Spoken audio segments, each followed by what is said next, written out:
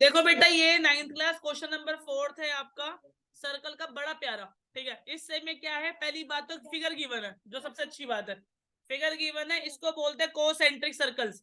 जब एक ही सेंटर पे दो सर्कल बनाए जाते हैं, these circles are concentric circles. क्या बोलते हैं इनको? Concentric circle. लिखने की जरूरत नहीं है, यहाँ देखो बस। ओके, अब उसने बोला कि मुझे बस ये प्रूव कर दो कि ए बी जो है वो सी डी के बराबर है, मतलब इत्तू सा पोर्शन इस इत्तू से पोर्शन के बराबर है। समझ आ रही है बात? तो हम पहले एक काम करेंगे, कंस्ट्रक्शन हल्की सी ड्रॉ करेंगे। तो लिखते हैं, सबसे पहले हमने बताया ओपी। ठीक है, ओपी परपेंडिकुलर टू आपको दे रखा था, बीसी दे रखा है, गिवन है हमें। तो इसकी एक थ्योरम होती है बेटा, क्या होता है, if a perpendicular is drawn from the centre of a circle from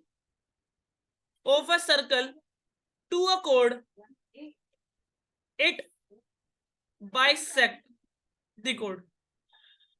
मतलब कहने का तात्पर्य ये है कि एक कोड है, अगर उस पे एक सेंटर से एक लाइन बनाई जाए जो कि परपेंडिकुलर हो जाए उस कोड पर, तो वो कोड को आधे आधे में क्या कर देगी, डिवाइड कर देगी।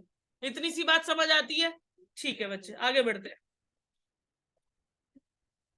चलिए, तो लिखेंगे OP is perpendicular to BC, therefore BP is equal to B PC. Clear है बेटा?